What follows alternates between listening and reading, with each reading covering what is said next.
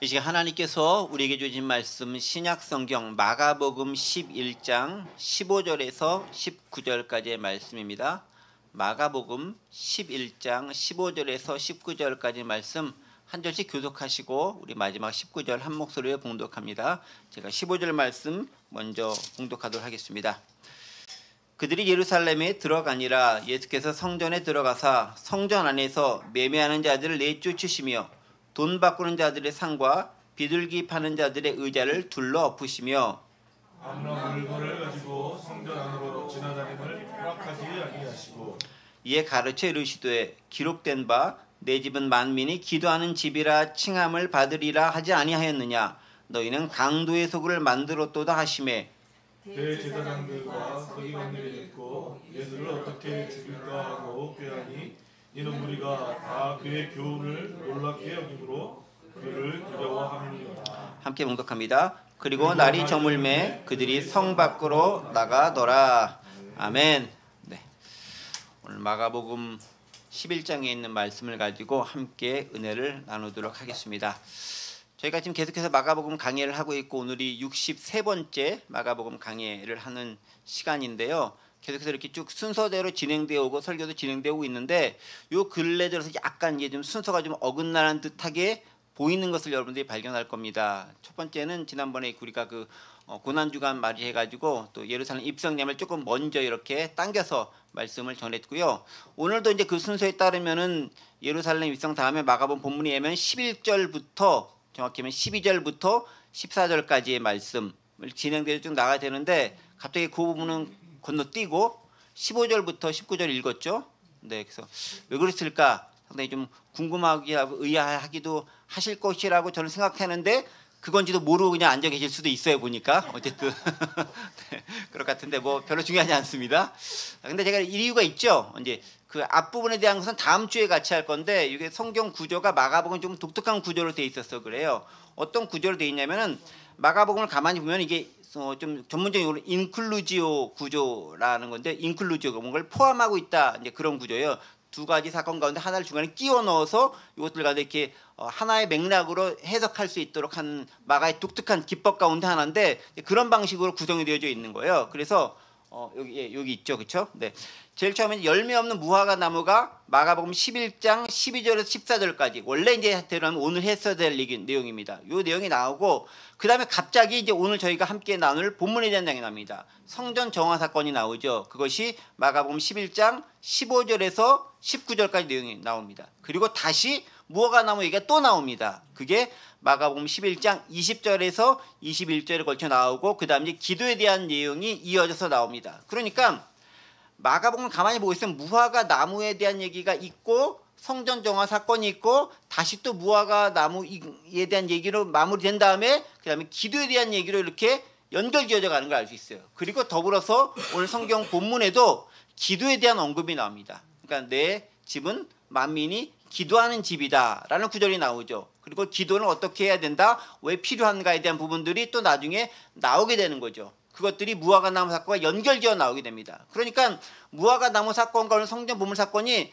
연결지어서 생각하라라는 것이죠. 자, 그런데 마가복음 이렇게 좀 이렇게 무화과 사건 가운데 성전 정화를 딱 끼워 넣었는데 사실은 마태복음 요거가 이제 그 병렬 구조로 되어져 있는 병행 본문인 마태복음에는 사실 약간 좀 다르게 되어져 있는 것을 좀 발견할 수 있어요. 마태복음에는 어떻게 되어져 있냐면은 이렇게 저희가 지금 봤던 것처럼 그 무화과 나무 사이에 성전 정화 사건이 딱 중간에 들어가 있는 것이 아니라 이거 완전히 별개로 되어져 있는 것을 발견할 수 있다는 거죠. 별개의 문제라는 것입니다. 그러니까 무화과 나무 사건은 나중에 나오고 그 다음에 성전 오늘 정화 사건이 먼저 나오고 그 다음에 나가시면서 무화과 나무를 보고 바로 이렇게 그것들이 말라지게 하는 것처럼 마태복음에는 되어져 있어요. 마태복음에는 그렇게 되어져 있어요. 그런데 오늘 마가복음은 그것이 일부러 마가가 편집을 하면서 연결시켜 놓은 거죠. 어떻게? 이 두 가지 것들이 별개가 아니라 하나의 관점으로 너희가 해석해서 보면 좋겠다라는 의미로 연결시켜 놨다라는 것을 발견할 수 있습니다. 그러니까 마가의 나름대로 의도가 있는 거죠. 성전 정화 사건과 무화과 나무가 풀었지만 예수님이 열매를 따지 못하고 저주하시고 그것이 말라 비틀어지는 것들이 뭔가 연결이 되어져 있다는 것입니다. 그것들에 대해서도 오늘과 다음 시간에서 함께 연결되어 생각해 볼 텐데, 오늘은 특별히 그 중에서 성전 정화 사건에 대해서 먼저 좀 생각해 보면서 그 의미를 가지고 다음 시간과 더불어서 함께 연결되어서 생각해 보면 좋을 것 같습니다. 자, 성전 정화 사건에 대한 얘기를 들어가기 앞서서 이제 15절에 있는 말씀을 함께 좀 보도록 하겠습니다. 15절 말씀입니다. 그들이 예루살렘에 들어가니라. 예수께서 성전에 들어가서 성전 안에서 매매하는 자들 내쫓으시며 돈 바꾸는 자들의 상과 비둘기 파는 자들의 의자를 둘러 엎으시며 라고 하면서 예수님께서 예루살렘 성전에서 뭔가 일을 행하시는 것을 기록하고 있습니다. 자, 이 장면은요, 예수님께서 예루살렘 성전을 입성을 하셨습니다. 이렇게 지난주에 저희가 부활절 전 정도쯤에 예루살렘 입성하는 장면을 우리가 하면서 봤었던 장면이기도 하죠. 그때 예수님이 예루살렘에 딱 들어간 다음에 그 다음 예루살렘에 들어갔는데, 예루살렘은 성전에 들어가는 겁니다. 예루살렘까지 들어갔고 성전은 이제 오늘 본문부터 들어가는 장면이 되는 거예요. 예루살렘 성전을 딱 들어갔는데, 성전을 딱 들어가 보니까 뭔가가 보였는데 어떤 장면들이 보이느냐? 성전 안에서 매매하는 자들이 있었다는 거죠. 그리고 돈 바꾸는 자들도 있었고, 그 다음에 비둘기 파는 사람들도 있었다는 거예요. 그런 사람들 딱 보시면서 예수님께서 그것을 다 뒤엎으시면서 좀 속된 말로 욕도 하시고 큰 소리 치시면서 뒤엎으시면서 완전히 속된 말로 깽판 치신 거죠. 이렇게 다 뒤엎으시면서 그런 모습을 우리가 오늘 본문을 통해서 발견할 수 있다라는 것입니다. 자, 그러면 예수님께서 들어가신 예루살렘 성전은 어떤 의미가 있기에 예수님께서 특별히 그 안에서 일어난 일들에 대해서 이렇게 좀 다소 좀 과격하잖아요. 이렇게 항상 인자하고 선하시고 사랑이 가득한 분이신 것 같은데, 또 이런 거 보면은 무척 과격하고 행동하는 열심다운 같은 모습 보이시잖아요. 왜 그런 모습을 보이셨는지에 대해서 함께 좀 생각을 해보도록 하겠습니다. 자, 그것을 좀 이해하기 위해서는 예루살렘 성전, 특별히 이제 헤롯 성전인데, 예수님의 그 성전이 유대인에게 이스라엘에서 3번에 걸쳐 성전이 있었죠. 제일 처음이 솔로몬 성전, 두 번째가 수룹바벨 성전, 이게 이제 바벨론 포로에게 돌아와 성전을 지은 겁니다. 그리고 마지막이 3번째가 헤롯 성전이라고 있었는데, 이게 이제 BC 한 20년 정도쯤부터인가요? 정확한 건 저도 좀 헷갈리긴 한데 그 정도부터 지어졌던 그런 성전인 거예요. 헤롯 왕이 자신이 통치를 하면서 지었던 성전이 헤롯 성전입니다. 그 헤롯 성전과 관련된 것들을 조금 보면서 여러분들과 함께 은혜를 나누도록 하겠습니다. 성전에 대한 모습들을 잠깐 좀 보여주겠으면 좋겠습니다. 여기 성전에 대한 지도가 나오죠.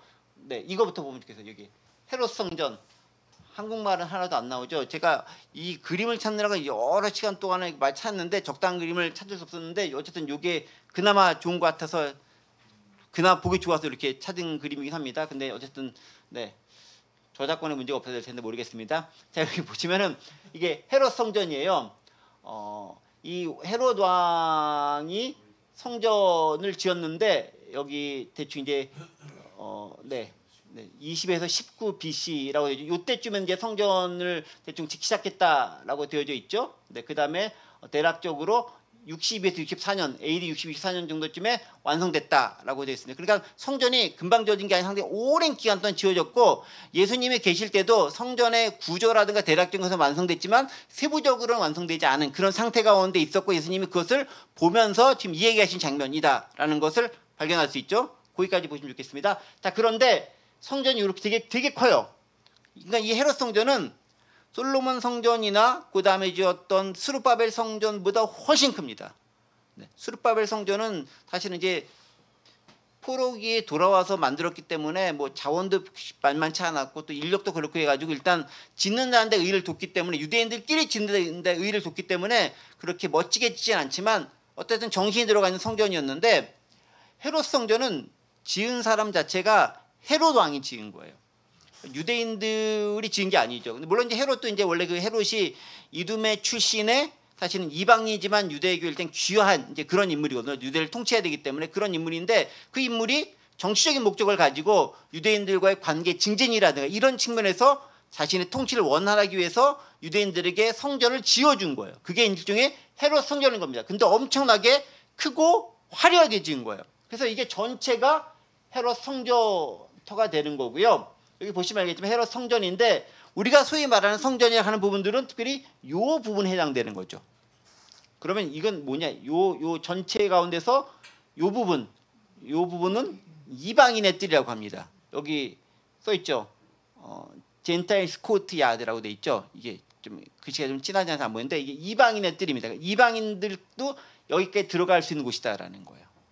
그 다음에 이제 이방인들이 여기까지 들어가지만 그 다음에 중요한 부분들은 여인들의 뜰이 있습니다. 그 다음에 성전, 여기가 이제 본격적인 성전인데 여기 이제 이방인들까지 이렇게 성전 안에 들어갈 수 있어요. 그런데 요 부분은 여인들의 뜰에서 여인들까지 들어갈 수 있는 장면이고요.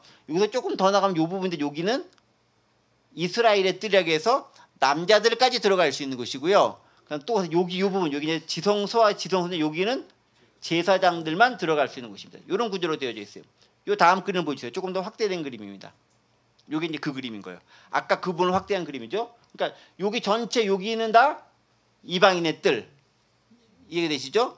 그리고 요 부분은 확대한 겁니다. 그래서 여기 보면은 여기 딱 들어가면 여기 미문을 통해 들어가게 돼 있거든요. 여기 미문인데 미문을 통해 들어가게 되면은 여기가 위민스 코트야드라고 되어 있죠. 이게 여인들의 뜰입니다. 그러니까 여성들이 여기까지는 들어갈 수 있는 거예요. 그다음에 니카르노 게이트라고 하는 그런 문을 들어가게 되면은 여기 요 부분 이게 되게 쭉 작은 회랑과 같은 작은 부분인데 저도 빨리 가가지고 이 성전 한번 가서 봐야 될 것 같은데 근데 무너졌다 그러니까 볼 수는 없겠고 어쨌든 이제 보건도를 켜놓은 거예요.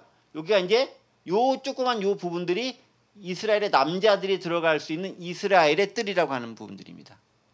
그리고 요 부분이 제사장들이 있는 제사장의 뜰이 되는 거죠. 여기 제사장만 들어가는 곳이요. 그다음에 여기가 이제 성소, 요 부분이 지성소 이렇게 된 거죠. 이렇게 홀리 플레이스, 모스트 홀리 플레이스가 지성소, 홀리 플레이스 성소 이렇게 되어져 있는 거죠.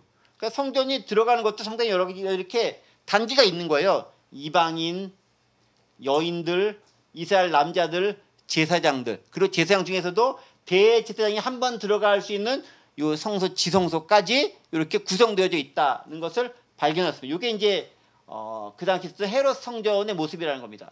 여기 보면 알겠지만 솔로몬 성전이라고 되어져 있죠. 이게 실제 크기가 이렇다라는 거예요. 솔로몬 성전 요만한데 헤롯 성전 이렇게 크다라는 거예요. 네, 이게 크기 비교를 이렇게 하는 거예요. 크기 비교 이렇게 되게 크게 여기 사이즈 컴패리전이라고 되어져 있잖아요. 실제로 사이즈를 비교해 보니까 솔로몬 성전은 요만한데 헤롯 성전은 이렇게 크게 지어놨다는 겁니다. 요거 보이세요?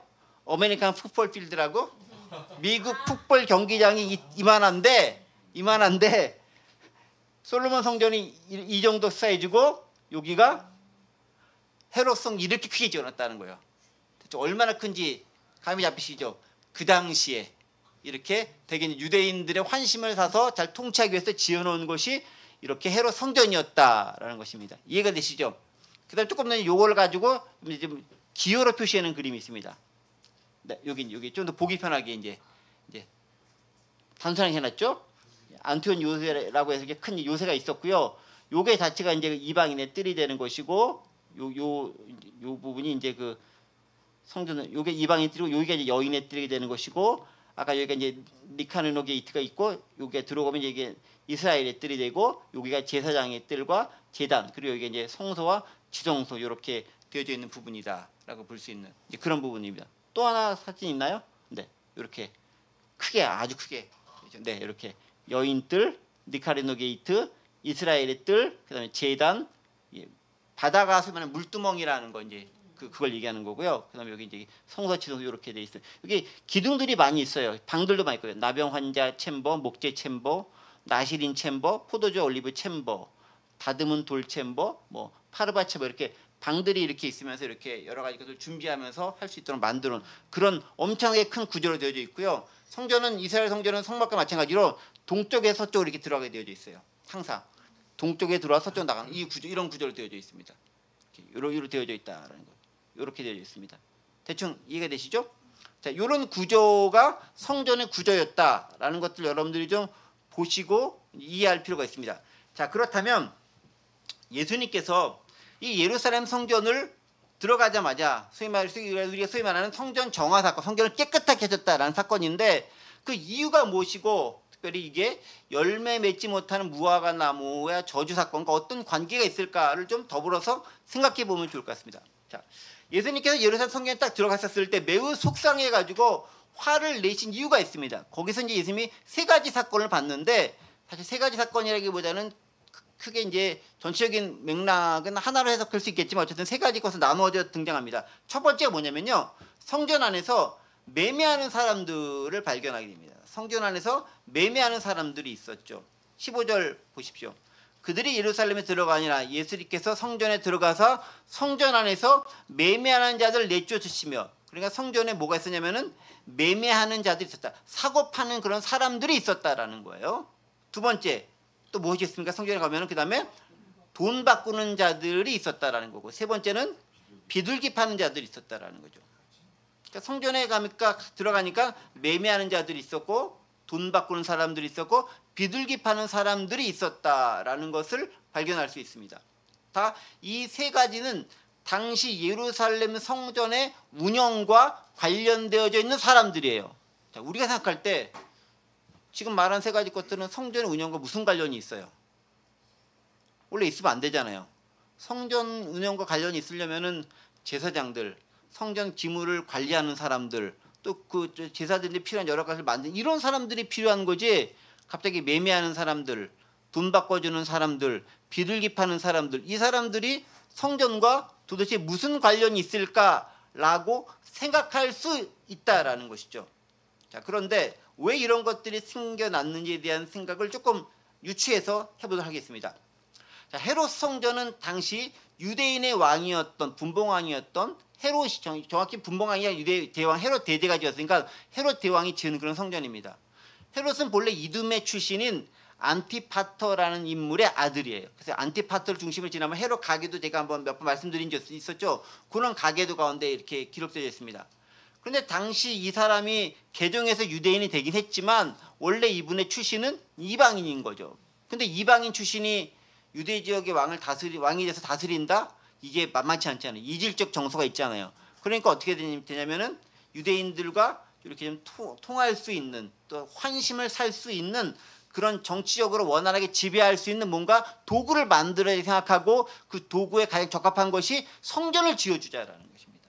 그래서 성전을 짓기 시작했고, 그 성전이 되게 오랫동안 지어진 거예요. 아까 여기 보셔서 알겠지만은 BC 한 20년 정도부터 AD 한 거의 한 6, 70년대까지, 그러니까 거의 한 80년 정도 이상을 성전을 지었다는데 공사가 소요했다라는 거예요. 실제로 오랜 시간이 걸려 성전이 지을 수밖에 없어요. 이렇게 큰 공사였는데, 아까 성전 사이즈 보셨잖아요. 미국 풋볼 그 경기장보다도 훨씬 큰, 네, 그 정도로 지었기 때문에 그 당시 뭐 지금처럼 뭐 건축 기술이 발달한 것도 아니고 시간이 많이 걸릴 수밖에 없겠죠. 그런 성전을 지었다라는 것입니다. 자, 그런데 성전이란 것이 원래 목적이 뭐겠어요? 하나님을 예배하고 경배하는 장소잖아요. 그런 목적으로 지어져야 됨에도 불구하고 이 헤롯 왕이 지었을 때는 순수하게 그런 목적도 있었지만 그것보다는 정치적인 목적의 의도가 들어가 있는 거예요. 그러다 보니까 정치적인 의도가 뭔가 들어가면 이 세속적 이권이 그 가운데서 작용할 수밖에 없는 거예요. 그 이권이 작용하게 되고 그 이권이 생기면 그 이권에 빌붙어서 얻어먹는 사람도 생기고, 그 이권을 가지고 이용해 먹는 사람들도 생기고, 그걸 통해서 생계를 유지하는 사람들도 생기기 마련입니다. 그리고 그렇게 하기 위해서는 야합도 필요해요. 유대인들이라든가 제사장들이라든가 장로들이라든가 종교 지도자들과 뭔가 소위 말하는 짬짬이 혹은 이렇게 밀실량 이런 게 있지 않으면 이게 원활하게 돌아갈 수가 없는 그런 구조예요. 왜냐하면 성전에는 기본적으로 매매하는 게 있으면 안 된다라는 거죠. 그런데 어쨌든 간에 그런 것들이 생겨났다는 겁니다. 그럼 왜 생겨났을까요? 이유가 있죠. 사람들이 예루살렘에 성지순례 혹은 순례를 하기 위해서 오게 되는 거예요. 예루살렘에 예배드리고 옵니다. 그러면 오게 되면 그냥 오지 않잖아요. 뭔가를 데리고 와야 되잖아요. 그런데 그 먼 길을 올 때 여러분들 그 짐승을 데리고 오는 게 쉽습니까? 어렵죠. 그러니까 그들의 편의를 봐주기 위해서 거기서 비둘기 파는 상과 같은, 즉 재물을 파는 그런 사람들을 장소를 마련해 놓는 거예요. 그러니까 재물을 내가 데리고 오지 않더라도 그곳에서 재물을 얻고 구할 수 있도록 장소를 마련해 놓는 게 되는 거죠. 필요한 것이 되는 거죠. 근데 또 그것뿐만 있는 게 아니죠. 또 뭐가 필요하냐면은 그 사람들이 성전 왔을 때 그냥 하는 게 아니라 성전세를 내게 되어져 있어요. 근데 성전세라는 것은 뭐냐면은 반세계를 성인들은 반드시 한 해 한 번씩 내게 돼요. 예수님도 성전세를 냈어요. 좀 이따 살펴보게 하겠지만 내게 돼 있어요. 성전세를 내는데 그 성전세를 어떻게 내면은 자신들이 살고 있었던 그 나라라든가 그 지역에 쓰던 그 돈을 내는 게 아니에요. 성전에서만 통용되는 그 돈을 내게 돼 있어요. 이 세겔, TC라고 하는 건데 그런 단위를 쓰이는데 그 돈을 내게 돼 있어요. 그러니까 그 돈을 내려면은 돈을 바꿔야 돼. 그러니까 돈을 바꿔주는 환전상도 필요한 거예요. 재물을 끌고 오기가 만만치 않으니까 재물을 거기서 대신 팔고 공급해 주는 것도 필요한 거고 환전상도 필요한 거고 또 그런 거 있다 보니까 여러 가지 매매하고 또 여러 가지 이렇게 여러 가지 그 뭐 상업적인 것도 하고 또 뭐 먹고 마시고 뭐 이런 여러 가지 것들에 대한 장사 관련된 것들도 그 가운데서 생겨날 수밖에 없게 되는 거예요. 원래 있으면 안 되는데 그런 것들이 인간의 편의를 위해서 생겨나기 시작했다라는 거죠. 거기다가 순례객들이 예를 들면은 나는 정말 정성을 다해서 내가 키우던 그 양, 뭐 그 소, 그 염소 이것들을 잘 바칠 거야라고 가장 좋은 걸 다 데리고 와서 딱 이렇게 예물을 드리려고 해도 성전에 딱 가면 거기 뭐냐면은 얘가 예물에 적합한지 아닌지를 판별하는 검열하는 그 기관이 있어요. 그것을 딱 봤었을 때 대부분의 것들은 불합격. 그다음에 성전에서 공급받은 것들만 합격하도록 마련해 놓은 거예요.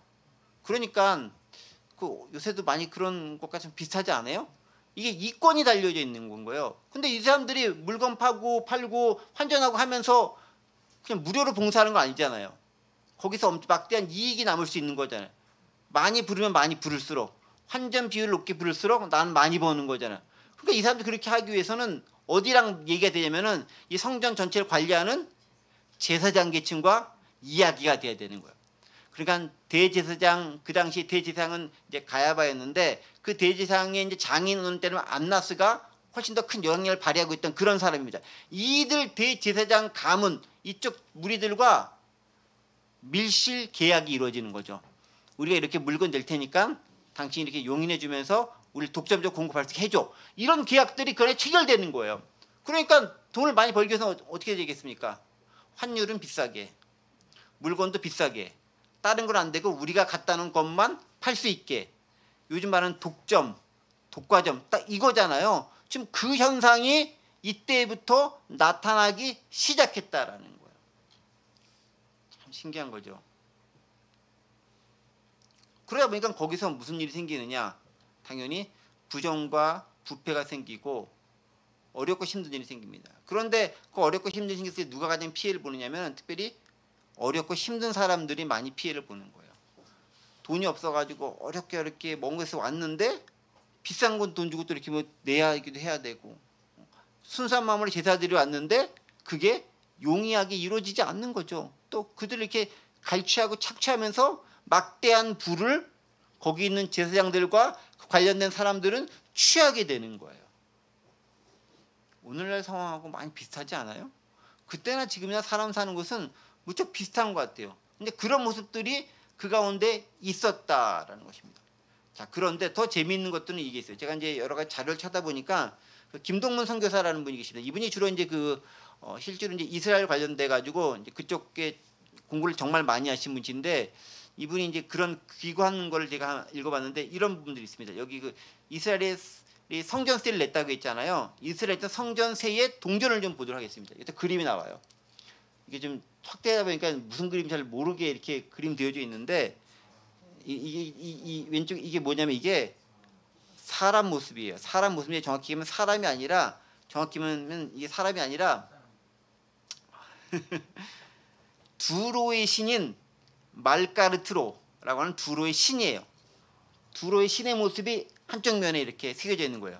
이게 좀 이렇게 약간 이렇게 찌부러져서 그런데 제대로 펴서 보면은 좀 피면은 두로의 신의 모습이 새겨졌는데 이 두로의 신의 모습은 그 당시에 사람들로 이렇게 이해하기 쉽게 하자면은 누구쯤 되자면은 헤라클레스를 상징하는 신이 된다고 해요. 그렇다고 해요. 저도 뭐 확실한 건 모르지만 그리고 한쪽 반대쪽에는 이게 독수리 모양이 있는 거예요. 독수리. 그 당시 독수리는 뭐냐면 이제 신을 상징하는 그런 의미를 가지고 있거든요. 하늘의 신 상징하는 의미거든요. 근데 보세요. 성전세에서 지금 이걸 내는 거예요. 네. 그런데 성전세를 내는데 한쪽에는 두로의 신을 상징하는 네, 이방신을 상징하는 것들이 새겨져 있고 뒤쪽에는 독수리 문양이 있는 것인데 이거를 그대로 내는 거예요. 참 아이러니하죠. 바꿀 만도 한데. 근데 왜 이걸 선택했겠느냐는 그 김동문 선교사님에 의하면은 실제로 반세겔을 내게 되는데 그 반세겔이 어느 정도 되냐면은 한 6g쯤 된대요. 6g쯤. 근데 요 주조한 동전이 대략 그거랑 비슷하대요. 정확히 확실한 건 저도 명확하게 모르겠습니다. 그런데 이제 그분의 주장은 그거예요. 이게 저에게도 도움이 될 것 같아서 말씀드린 건데 실제로 이 안에 있는 그림이라던가 문양이나 이런 것들은 하나님께 드리기에 별로 적합해 보이지 않는데 이 새겨진 것을 그 성전에 내어지는 세금, 성전 세금으로 징수를 받고 이것을 받아들였다라는 거예요. 우리 생각하기 좀 이해가 안 되죠. 아니 그렇게 할 거면은 저기 좀 이 모양이라도 바꾸든가. 근데 바꾸면 안 되죠. 왜냐하면 하나님은 어떤 형상이라도 만들지 말라고 했으니까 하면 안 되죠. 그러니까 돈을 받아야 되는 건 맞는데 그 안에 있는 것까지는 신경 안 쓰고 그냥 돈만 받는 거죠. 핵심은 성전세를 받는 데 있으니까. 근데 성전세를 받는 거는 원래 이스라엘의 율법에 규정된 내용이긴 해요. 예를 들면 출애굽기 30장 13절에 기록되어 있습니다. 출애굽기 30장 13절 말씀 보겠습니다. 무릇 계수 중에 드는 자마다 성전의 세겔로 반세겔을 낼지니 한 세겔은 20게라라. 그 반세겔을 여호와께 드릴지며라고 하면서 성전세를 하나님 제출을 하게 되어 있어요. 이스라엘 사람들은 반드시 성인들은 내게 되어 있어요. 그리고 예수님 시대에도 마태복음 17장 24절 보면 여기 기록되어 있는 것처럼 가버나움에 이르니 반세겔 받는 자들이 베드로에게 나와 이르되 너희 선생은 반세겔 내지 않느냐라고 얘기하니까 예수님께서 내야 된다라고 하면서 결국 이제 내잖아요. 물고기 잡아가지고 거기서 이제 있는 걸 가지고 내게 되잖아요. 또 이걸 가지고 또 이렇게 가이사의 것은 가이사에게 또 하나님이 이런 말씀 나오잖아요. 세계를 가지고 바꿔서 하면서 그러니까 무슨 얘기 나오냐면은 재밌는 것이 있는 거죠. 성전세를 낼 수밖에 없는 상황이긴 한데 성전에 내는 세금에 그려져 있는 동전에 그려진 것들은 엉뚱한 것이 그려져 있는 우리로서는 잘 이해가 안 되는 그런 것들이 그 당시에 횡행하고 있었다라는 것들을 발견할 수 있죠. 그러니까 얼마나 정말로 하나님께 예배드리고 제사하고 하나님을 섬기는가에 대해서는 별 관심이 없는 거야. 성전세 세금을 걷어들이는 것에만 관심을 가지고 있는 거죠. 참 못됐죠. 그 모습이 그 당시에 많이 있었다라는 거죠. 형식주의의 폐해가 그것 가운데 가득했다라는 것들을 발견할 수 있습니다. 더불어서요. 16절 말씀 함께 보겠습니다. 16절 말씀 보세요. 아무나 물건을 가지고 성전 안으로 지나다니면 허락하지 아니했다라고 얘기합니다. 그 말은 뭐겠습니까? 성전 안에 아무나 아무 물건을 가지고 왔다 갔다 하는 사람들이 많이 있었다라는 거예요.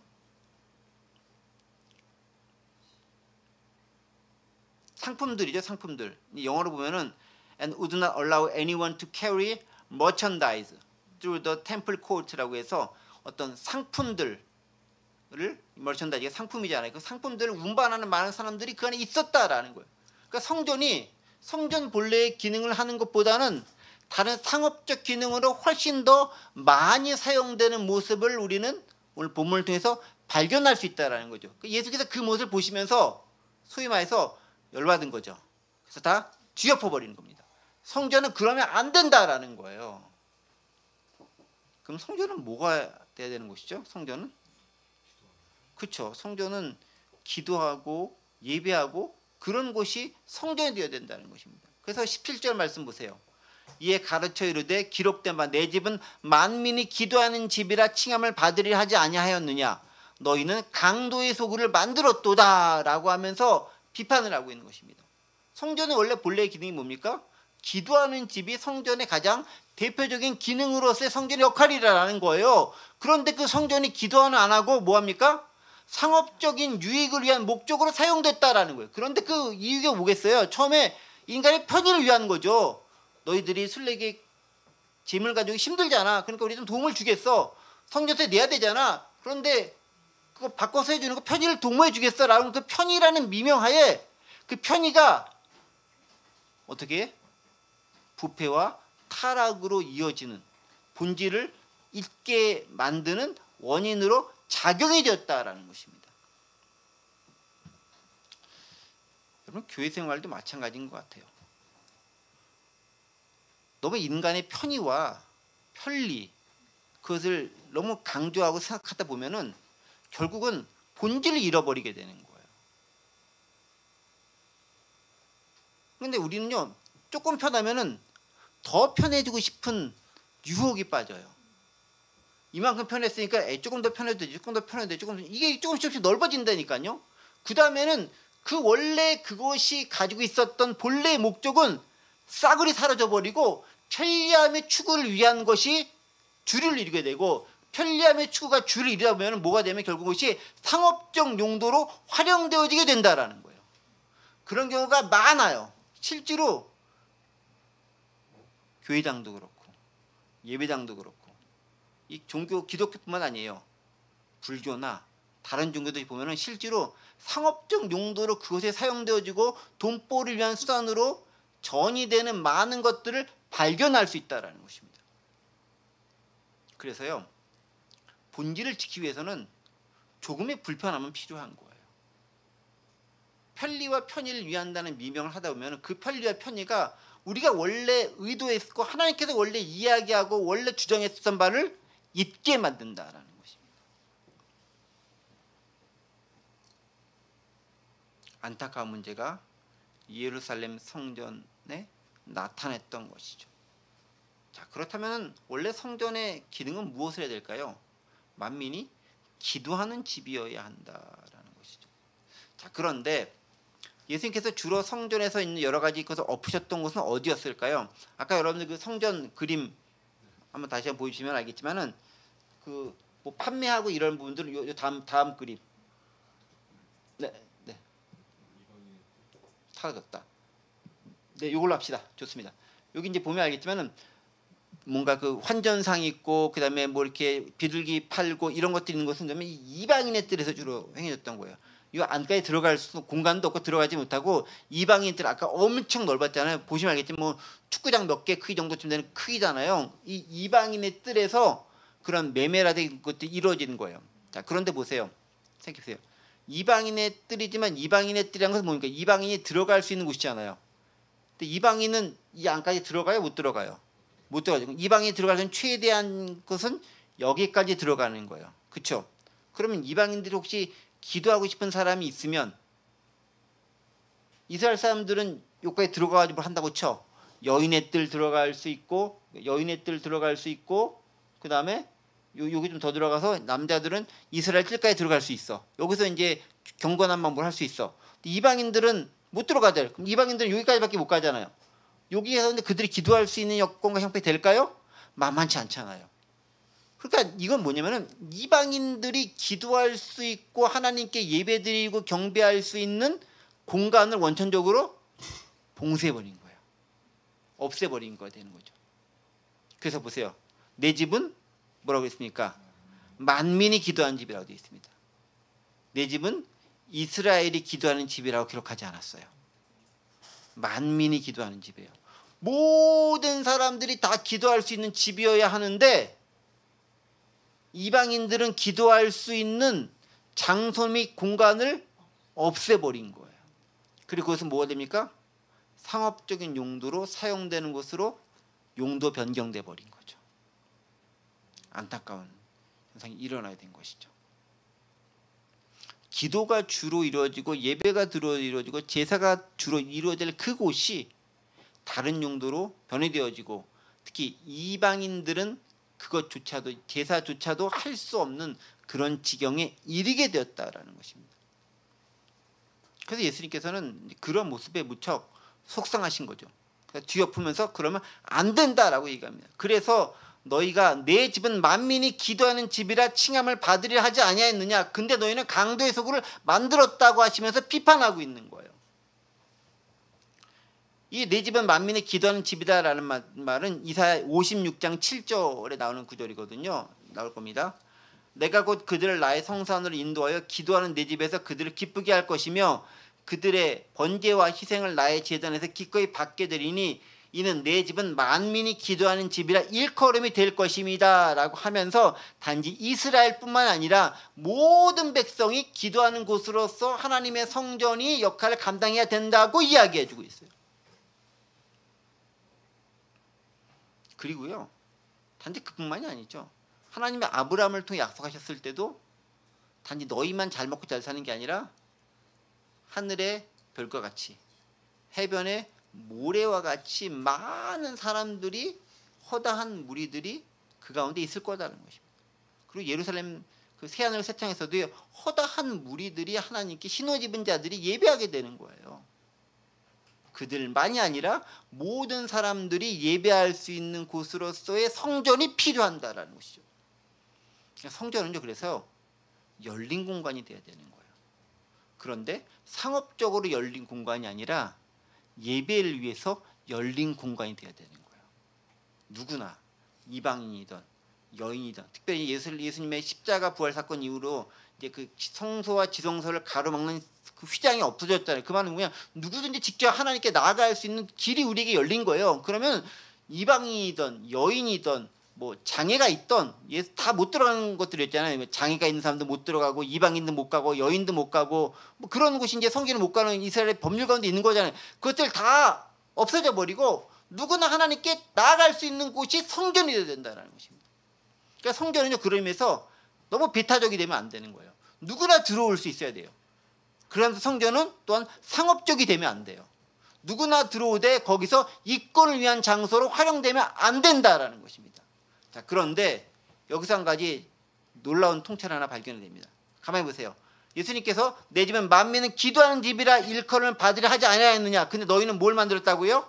강도의 소굴로 만들었도다라고 얘기합니다. 강도의 소굴. 그러면 강도의 소굴이라는 것이 무엇이겠습니까? 그 성전 안에서 착취와 그다음에 강탈과 압제와 뭐 그런 게 많이 이루어졌다라고도 볼 수 있겠죠. 그런데 그거보다는 더 중요한 의미가 들어가 있어요. 여러분, 강도의 소굴 혹시 가보셨습니까? 저는 가본 적이 없어요. 여러분, 강도의 소굴을 들어가면 거기서 착취와 압제와 갈취와 그런 것들이 많이 일어날까요? 강도는 어디서 강도짓을 하죠? 바깥에서 강도짓 하죠. 소굴은 뭡니까? 바깥에서 가지고 온 걸 들어와서 만끽하고 누리고 향유하고 내 마음에 안식과 평안을 얻고 쉼을 얻는 곳이 강도의 소굴이죠. 안 그래요? 강탈의 현장은 외부에서 일어나는 거예요. 그곳은 뭐가 일어납니까? 안식과 평안과 즐거움과 나눔이 있는 곳이 소굴인 거예요. 그렇죠? 상식적으로 그렇지 않나요? 강도의 소굴이라는 것은 뭐겠습니까? 어떤 영적인 의미 있겠어요? 실제로 이스라엘 백성들을 비롯한 많은 힘들고 어려운 사람들의 약탈과 강탈과 착취와 억압은 성전 밖에서 다 일어나는 거예요. 그럼 성전에서 뭐가 있었느냐? 그렇게 약탈과 착취와 강탈했던 사람들이 성전에 들어와서 나는 하나님께 제사 드리면서 거룩하다, 순결하다, 순전하다 라고 하면서 위로받고, 그렇게 하면서 평안을 받고, 그렇게 하면서 용서를 받고 마음의 평안을 얻은 다음에 또 밖에 나가서 또 나쁜 짓 또 하고 또 들어와서 또 용서받고, 그 모습이 반복되어진 역사가 바로 그곳에 있었다라는 거예요. 그곳에서 착취와 강탈이 없었다는 건 아니에요. 왜냐하면 뭐 이렇게 상을 뒤엎고 뭐 이렇게 했던 모습들이 죄다 그렇게 판매하는 사람들이 있었기 때문에 거기서 가난한 사람들은 분명히 손해볼 수밖에 없는 그런 구조이게 돼. 그런데 그 이전에 근본적으로 그들의 삶과 그 사회 자체가 어렵고 힘든 사람들은 살아갈 수 없는 사회였다라는 거예요. 많은 부분들이 약탈과 착취가 있었다는 겁니다. 그런데 그것들을 어디서 그들이 죄산을 받느냐? 성전에 들어가서 하는데, 이 성전이 가난하고 힘든 사람들이 가서 마음의 위로를 받아야 되는데 그들이 아니라 돈 있고 힘 있고 권력 있고 기득권 있는 사람들이 마음의 안정을 얻는 장소로 변질되어서 사용되고 있다는 거예요.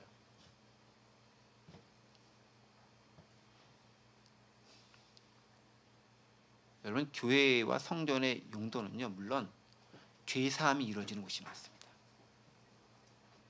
근데 그 죄사함이 이루어진다는 것은 내가 앞으로 나가서 잘못했기 때문에 다시는 그런 삶을 안 살겠다라는 의미에서 필요한 것이지, 내가 여기서 나쁜 짓 하고 들어와서 한번 용서받고 난 용서받았으니까 나쁜 짓 또 하고 또 용서받고, 그런 내 안위와 내 만족과 안심을 주기 위한 장소로서의 반복되어지는 용서 자판기로서의 기능을 감당하는 것은 옳지 않다라는 거죠.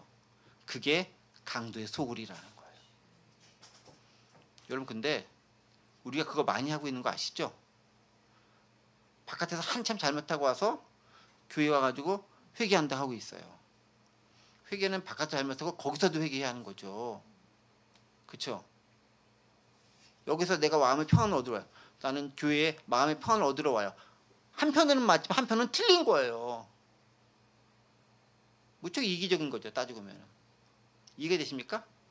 우리 스스로 강도의 소굴로 만들고 있는 것일 수 있다라는 거예요. 그러니까 물론 사람들이 이게 교회가 가서 평안을 주고 안심을 얻고 안정감을 얻고 편안함을 느껴야 되지, 맞는 말이에요. 그러나 그게 주된 목적이 되어서는 안 된다라는 거예요. 그러면 성전의 역할은 뭡니까? 하나님을 예배하고 찬양하고 경배하고 높이고, 그리고 하나님의 말씀을 듣고 세상 나가서 그 말씀대로 살아가는 역할을 하는 게 교회인 거예요. 나의 유익과 만족과 안심을 위한 곳으로만 사용되는 것은 아니다라는 거죠. 그게 없다는 것은 아니지만 그것만을 위해서 오면 안 된다는 것입니다. 그런데 많은 신앙인들이 그것 때문에 교회 와요. 교회 가서 죄사함 받고 편안한 마음 가지고 와서 살아나가서 또 똑같이 살아가고 있는 거죠. 그게 강도의 소굴로 만드는 것과 다름없는 모습이다. 오늘 우리의 모습을 돌아볼 필요가 있는 거죠. 그렇다면 우리의 교회당, 성전과 예배당은 확실히 다릅니다. 똑같지 않아요.